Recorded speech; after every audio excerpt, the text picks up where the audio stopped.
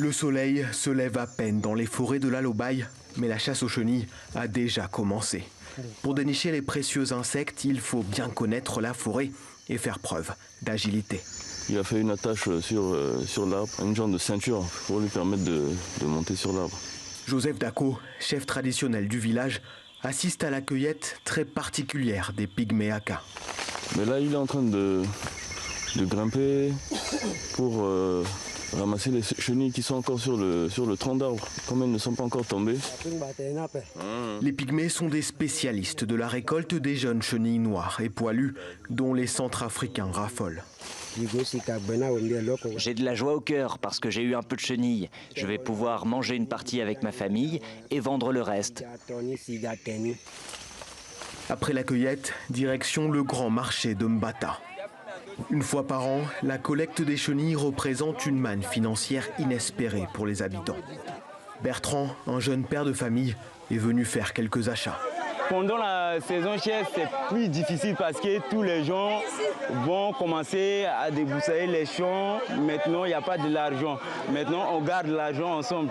Jusqu'à lorsque les chenilles vont terminer, on achète tous les fournitures scolaires pour les enfants.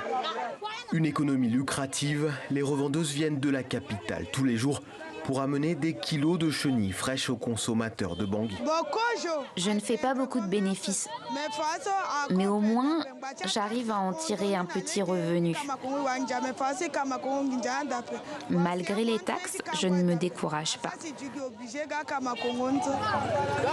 3 heures de périple à moto sur une piste détrempée séparent les revendeuses de la capitale. En banlieue, dans le quartier fou, Ramatou prépare tous les matins des makongos au naturel, la recette préférée de ses habitués. Là, mon huile est chaude, donc il me faut verser les chenilles. Les clients, eux, s'impatientent. Selon l'ONG Action contre la faim, chaque Centrafricain mange en moyenne 46 kilos d'insectes par an. Par nécessité, mais surtout par plaisir. Dans un an, ça se passe une seule fois. Donc quand c'est comme ça, tout le monde vient en profiter au maximum. 40 à 70 centimes d'euros l'assiette. Un petit déjeuner bon marché dans ce quartier populaire. Chaque année, depuis mon enfance, j'ai mangé. C'est comme de la viande. Bon, il y a les mélanges quoi. Et puis, grâce à ces vitamines, nous adorons. Des vitamines, mais aussi des protéines.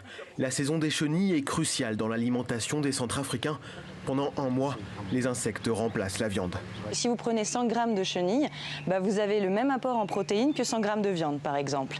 Et en plus, avec 1 kilo de chenilles, vous nourrissez bien plus de personnes qu'avec 1 kilo de viande. Mais les makongos ne restent qu'un mois et se conservent peu.